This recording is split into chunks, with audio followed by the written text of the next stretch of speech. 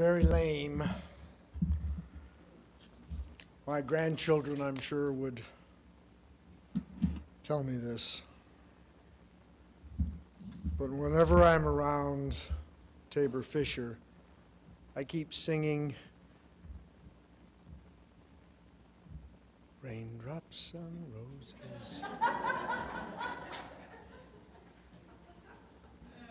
When the dog bites, when the bee stings, call Tabor. People wonder why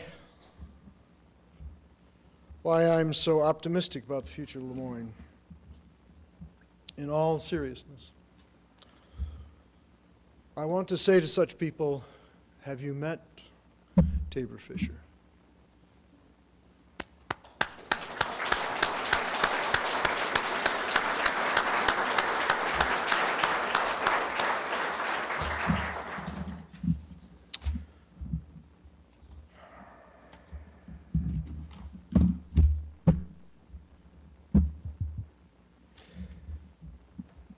That video where Maura kept going, whoa, whoa. I thought, hang on, you ain't seen nothing yet. I just keep coming at you and at you.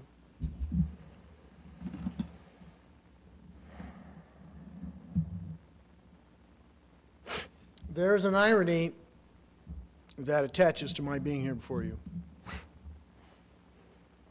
It lies in part that in so many ways I stand with the least among you.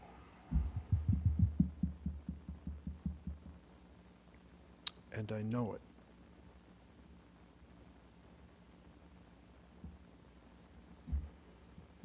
It lies in part that if I were not retiring, I would not be standing here. After Chris and I agreed to do this little lecture, I went to see Linda Lemura, and I said to Linda, is there anything at all you would have me say? And she said, well, Roger and I were hoping something like, goodbye?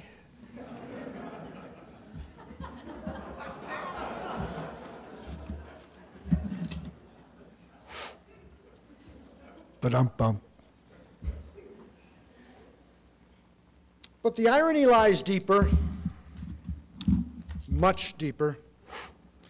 It lies in the question, what am I to do with this notion of Magis? I won't deny being just a tad caught short by the discovery of the series title of which my little talk is to be the inaugural lecture. I recall the first time I heard of the notion or of the expression ad majorem Dei gloriam, in which this word Magis plays such a part. I'd been invited by my students to become an honorary member of the Jesuit Student Honor Society, Alpha Sigma Nu. I went to Joe McShane. Joe McShane is president of Boston College, I am to discover. At the time, he was in, I think, the religious studies department. The word was, one day, Joe McShane was in the curriculum committee, and he said, I will not have Rob Flower teaching Christian theology at this college. So I went to Joe, and I said to Joe, okay, what do I do with this thing? What does it all mean? And he said, well, it's very simple. All you do is you stand up before the collected congregation of our community and vow that everything you do and have done is for the greater glory of God.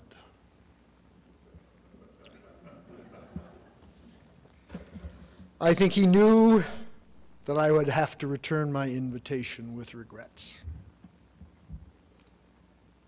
My students know the story I tell. I had a student, she was a wonderful student. She sat in the back of my room. My circle, she was the one upon whom I focused. One day, She raised her hand. I'm not sure I can tell you this story. She raised her hand, and she said, "Dr. Flower, I don't think I can come to your class anymore." Of course, I blew her off, and I said, what? And she looked at me without blinking and with tears, and she said, no, I'm serious. I don't think I can come here anymore. And I said, in goodness' name, why? What have I done? And she blurted out in her tears, and she said, "It's my husband."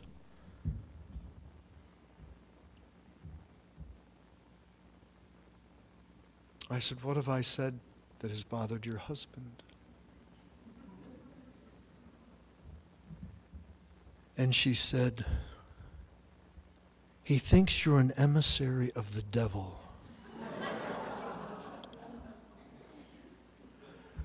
"And he forbids me to come back." My first reaction was to try to entertain the possibility of my forbidding my wife to do anything. Just recently, I read in one of my teacher evaluations a student saying, "I think he uses this course to drag his student to the dark side." Me, the Prince of Darkness? Now look, I won't deny the possibility of when one student walks by that he or she lifts up a cross in protection. Yes!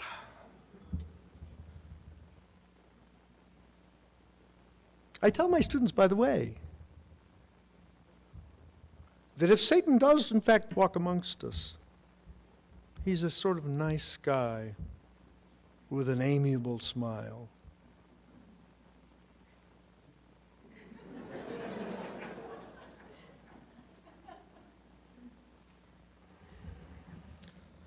But here tonight, Magis is not just a word, a cliched emblem we slap onto our titles for a little dose of grace.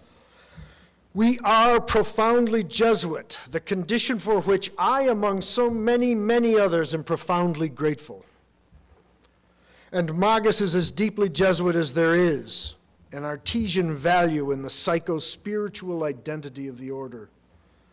A Magis lecture, if it is to have any integrity, must not only speak to the very ideal of Magis, the words must execute Magis in their being said. In some sense, a Magis lecture must be in itself a sacra facere.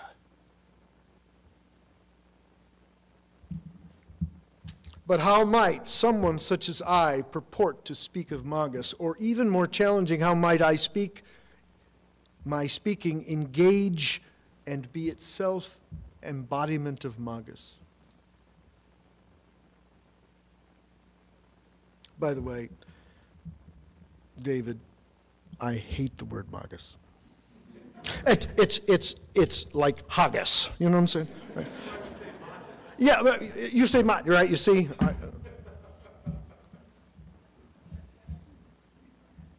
Magis. That's better. Majestic, major. This is going to sound awful, but Magis is an appreciation of the good that rectifies the sin of misplaced pronouns. Something that is rampant in our lives. It is when if one takes the expression "my honor," we recognize that the significant word is "my." Honor is of value if it is my honor. Misplaced pronominalism. I want to say, by the way, if there is a voice of Satan, it lies in the word mine. Surely that is one lesson of that cross. Magis teaches us that the good is not good by becoming mine. It teaches rather that I become good by transfiguring myself into that which is greater than myself. But it teaches as well that this greater, this good into which I would transfigure myself, is itself good by virtue of its power to point beyond itself to its ground, its source. Magis is a transfiguration into a good that points beyond itself. It is a meaning good. It is one that points, reveals, literally one that towards the soul beyond. It is a good that symbolizes, and as such embodies, and as embodies it renders resplendent in its light the ground of its origination. It is undeniably true that in culture and historical identity, ours is an institution of Magis. It is better. Not just excellence, but we do not, perhaps I should say, we cannot longer presume that this unique Magis is the light of elevation through which our members, students, faculty, all live and breathe. But though ours must be and must continue to be an ever-expansive ear for such music in every walk of life, we here at Le Moyne cannot ever lose altogether the grounding of light that is God's Christ love. Yes, we cannot expect our students to graduate in vibrant Catholic spirituality, nor can we actually design our institutional devices to work towards such a goal. But we cannot, perhaps I should say, can never allow our students to awaken in an atmosphere where the thirst, the thrust, the pull of spiritual sublimity is absent. We cannot live in the vacuum of spirituality. If only we find it in the torque of wonderment. Ironically, I'm a beneficiary of such an atmosphere. I've not just survived here. It is nor just being allowed in. Although I swear, when Catherine Handley hired me, she did not know she was hiring Satan.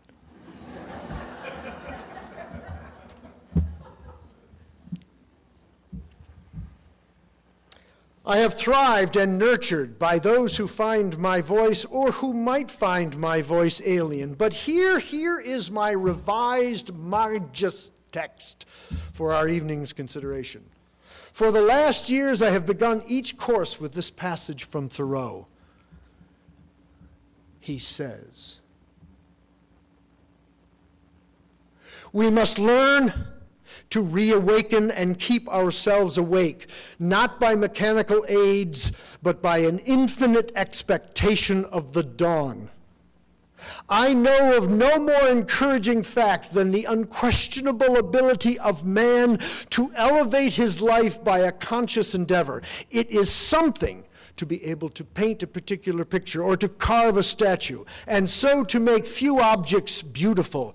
But it is far more glorious to carve and to paint the very atmosphere and medium through which we look, to affect the quality of the day that is the highest of arts.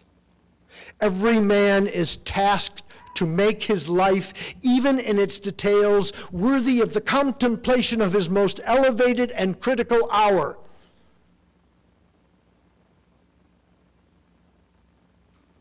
Worthy of the contemplation of its most elevated and critical hour."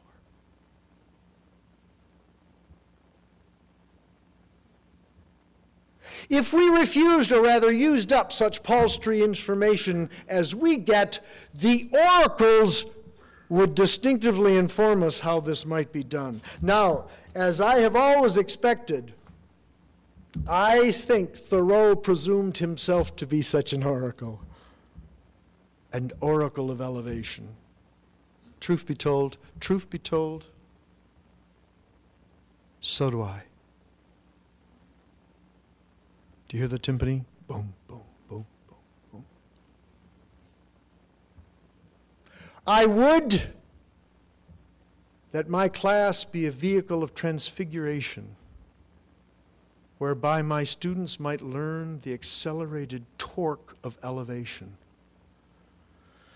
to catch the feel of it and to turn it and harness it into their own poetry of living.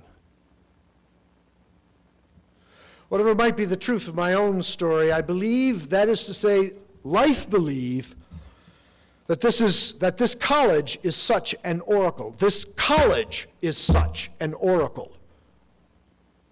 Such a vehicle of elevation, a magis, just of a kind.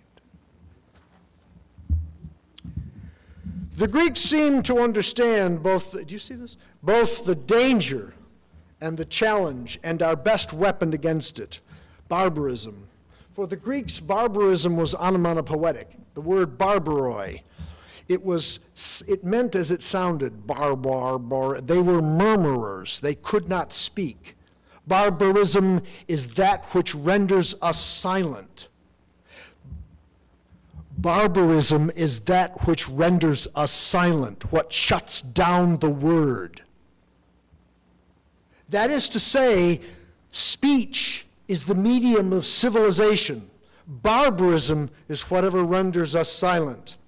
And in this regard, the challenge we face with each wave of incoming students never really changes. There is always the danger of deromanticization, that is, the delamination of dreams and aspirations from the frictive bite of reality. I watch my students careen between empty fantasies of life and what seems to them to be pointless reality. In the vacuum of this gap, motionless circles of inertia, directionless, towardlessness. I see them trying to ground themselves by the grip of vanity in the astounding variations of its mass, confusing the wondrous music of being the I-self with the purpose of such a creature. I watch them seek out life in what in my class we call Sugarland. The world of drugged sensuosity and pornographic titillation, a world of white flour and sugar, be it in an Oreo, a trip to Aruba, or a Quattro. They enter into the myopic tunnel vision of socioeconomic success, ironically even professional success. Listen to the words, most prestigious. Be careful of those words. They have my in them. Wherein the concern of the suffering is not dictated by human dignity, but a condescending gesture of charity. Surrounded by the noise of words, they become misologists, haters of the logos, suckers for pseudoscience, worst self-aggrandizing Philistinism, ignorance hubristically parading itself as authority. I am confronted by students who have been studied for years 21st century science while having been raised in 2nd century metaphysics. They have felt the respectful toleration that is their democratic root delaminate from the reverence of God for their reverence toward God, torn apart as the former deteriorates into relativism and the latter transfigures into empty, not to say hypocritical, authoritarianism. We throw at them the lessons of Madison, that civilization demands that we preserve the opposites, that univocity means death. But all they hear is the cacophony of talking heads, logos deteriorated into ideological invective. Strauss teaches us that the possibility of civilization lies in our capacity to found an aristocracy within a democracy. But for them, this is just the mean-spirited space between trenches. Our students are desperate for a gyroscopic logos.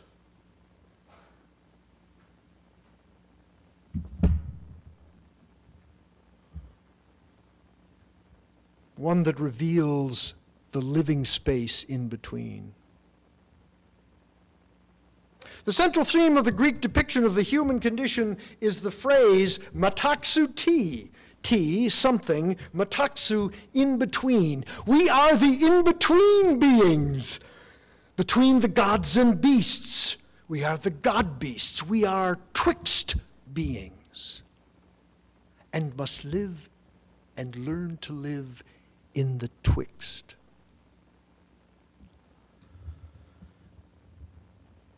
Human consciousness, for Aristotle teaches us, is mixed. Felt thoughts, thought felts. His counsel for this space is a word or concept called phronesis, a capacity for striking the mean.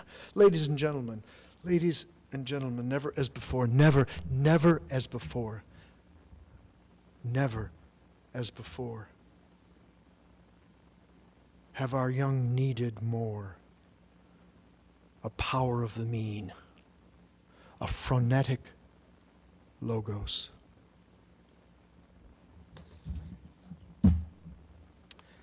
Liberal education, the central project of the arts and sciences, is primarily to empower human beings, persons, to live in worlds of their making, more commensurate with their humanity. Liberal education is the Meisner studio of humanization. I love that. I think my son would like that. The distinctive nature of human lies in the nature of agency, the capacity of persons to act, to execute the motion of intentionality into the context of reality, other than, often alien to, even hostile to such motion of intentionality. Human life occurs in the ironic space. We are not gods when Aphrodite wishes. Phaedra possessed, she just does it. But this doing is not one of labor. When Athena wishes Ajax to suffer the blinding confusion, she just does it. Human beings are akin to the gods by their power of intentionality, but akin to the beasts by their bodies. They must execute their intentionality through embodiment. Thus the irony, without friction one cannot move, but it is precisely friction that can prevent us from moving. Friction is the metaphor of the human condition, that precise twixt where mind, will, intention means what is both ground of possibility and thwart. Learning how to live within this gap, this twixt space, is learning how to live a human life. Liberal education, that which we of the arts and sciences do, does not, in part because it cannot, enhance the empowerment of such agency in all ways. The gymnasium is not primarily a vehicle of liberal education, even as it may enhance or support the work of such, nor is the cathedral. Liberal education speaks to one central capacity embedded in human nature. As the Greeks remind us at every turn, we are the zoon logon, the speaking beings. As agents, we mean into this world. To mean is not to desire, it is rather to transform desire with understanding, elevating it into reason called.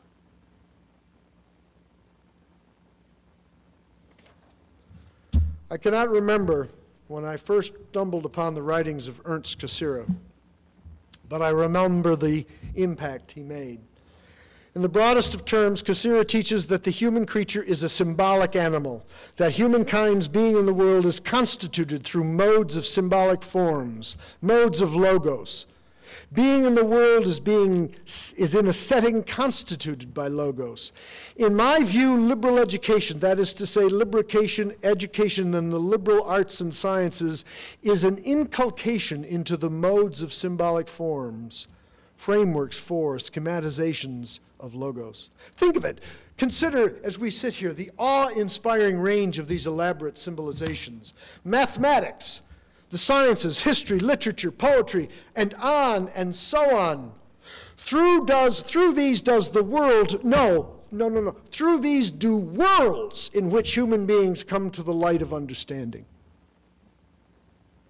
Through these does the learner come into new and enhanced powers of being in the world for realizing him or herself as a meaning being.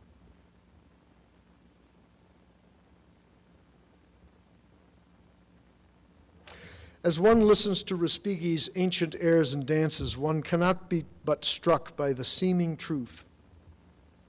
Between the single-note melody of the shepherd's flute and the likes of Mahler's Resurrection Symphony is the power of the script.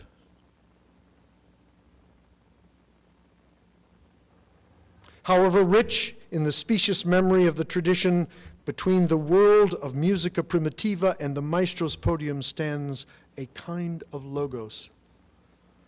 What is true in music is true in physics. I could not study physics because I left mathematics behind.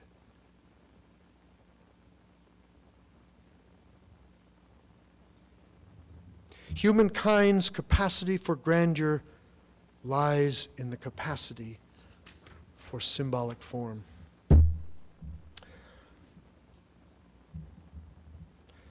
I believe that it is of our nature to thirst for meaning in life.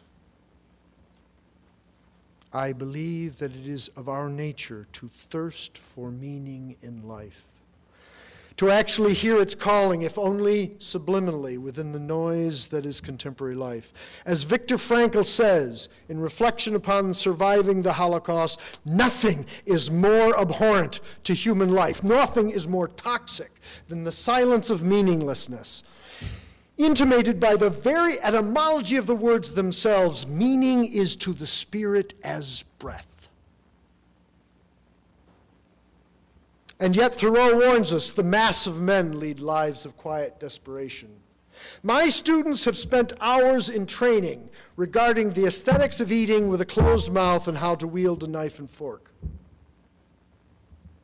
But never, almost to a person, never had even one lesson in which they are offered both the challenge and the potential strategies for how to render their own lives meaningful.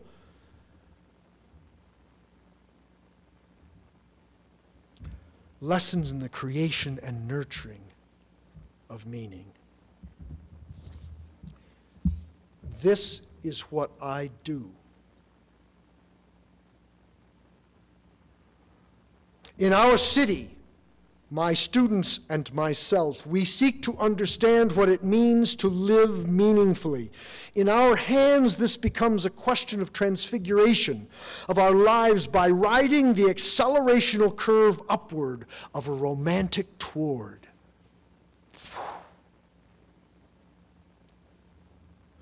Like the sublime from the physical chemistry, we learn techniques of how to transfigure our lives into something higher. I have thus spent my life in the theater. The Greeks understand the theater to be the seeing place, the place where things come into view, become visible. The persons who walk upon the stage do not represent figures. This living, breathing person before him does not represent Oedipus. He presents him. He brings him into visibility.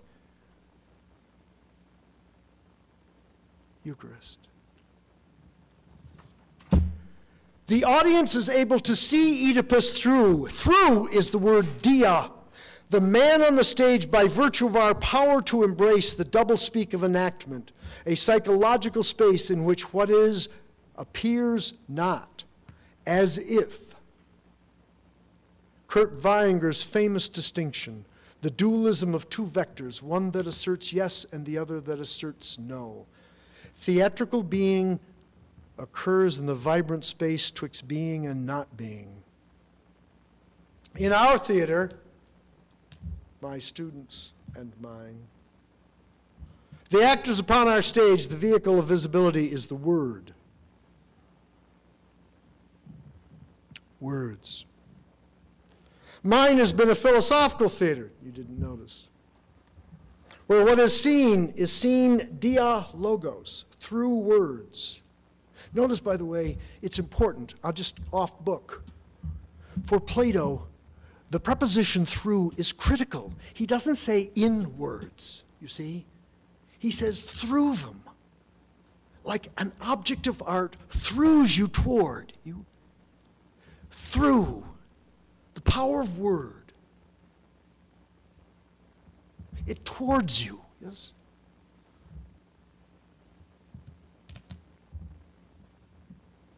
My students and I found, and I stopped when I wrote this, and I realized that I had to say, found it.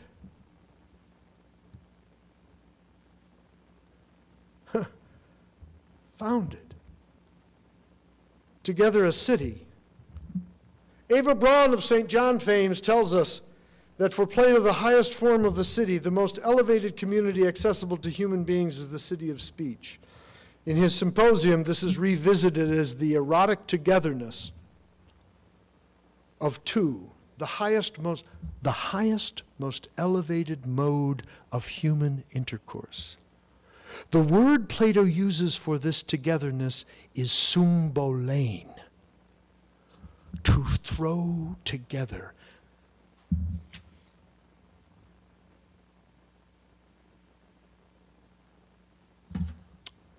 Cassira was right. We are symbolic beings.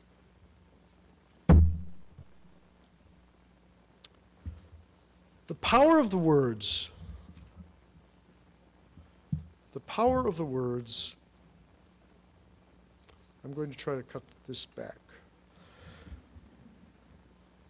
Am I going on? The power of the words enables us to mean, to throw by means of them. Like a vector of psychic energy. I invite my students to become life poets who transfigure their lives into the word. They become literally the meaning beings.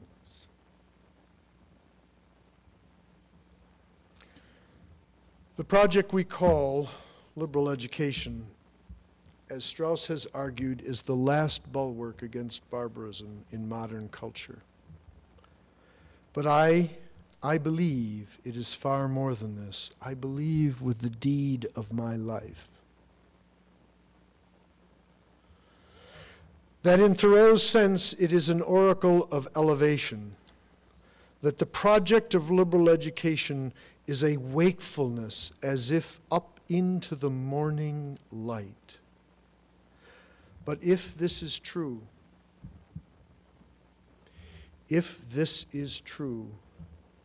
then the torque of a Magis Lecture in this college, or perhaps even more in this soon-to-be launched college, at this time, must be a call to an institutional wakefulness. To carve and paint the very atmosphere and medium through which we who live within see, to affect the quality of our day, to make us in every detail worthy of the contemplation of our most elevated hour. People, all of us, people, here.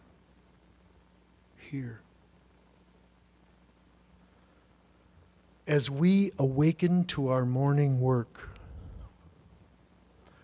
what Thoreau calls the music of Memnon. The forces of deromanticization will have grown darker in the night, the pressures of our times rendering the very breath of our spirit more and more labored. We must heed this call. Rilke speaks of a grand hearkening, and nurture for ourselves the symbolon upon which we shall elevate our common life. We must be, not just for our students, but even for and unto ourselves, the meaning place.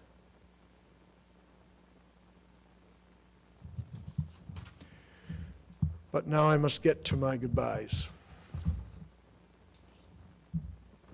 To my students, if I may.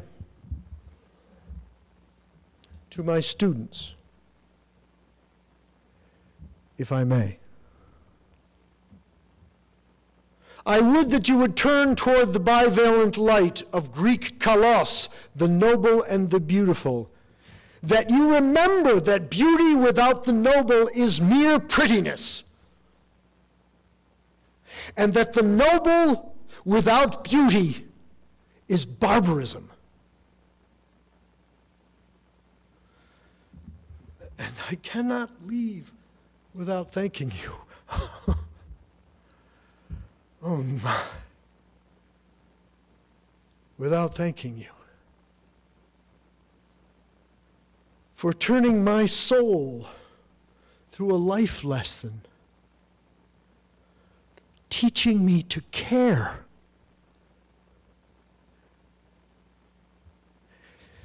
teaching me to care for you. The life lesson that human beings outrank ideas about human beings. And to my colleagues, I'm an old man, and I've earned the right to be adamant. So listen.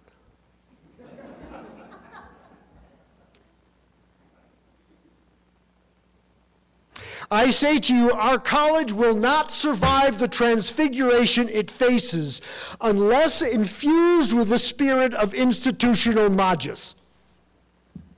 And that this spirit can only be embodied in and through a community of the Word. But I cannot leave you without thanking you for embracing me always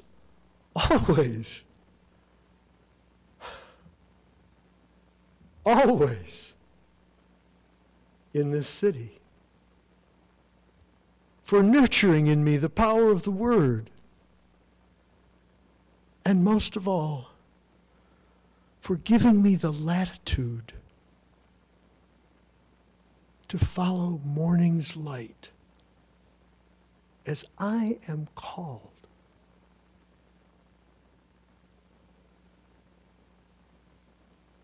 And since I'm on a roll, I need to express my deepest gratitude for my life's greatest and finest grace. Paul Monette calls it my life's best reason. My wife, Terry.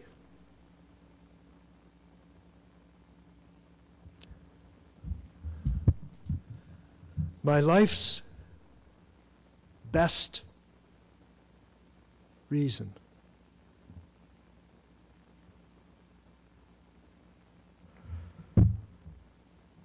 For the gratitude I feel for the courage and endurance of your love that is far beyond my power to fathom, much less to match. Finally,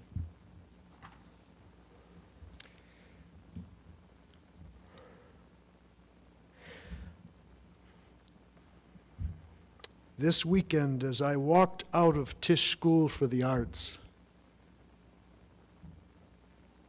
in New York City, I passed a small circle of street drunks sitting on the curb, passing around a bottle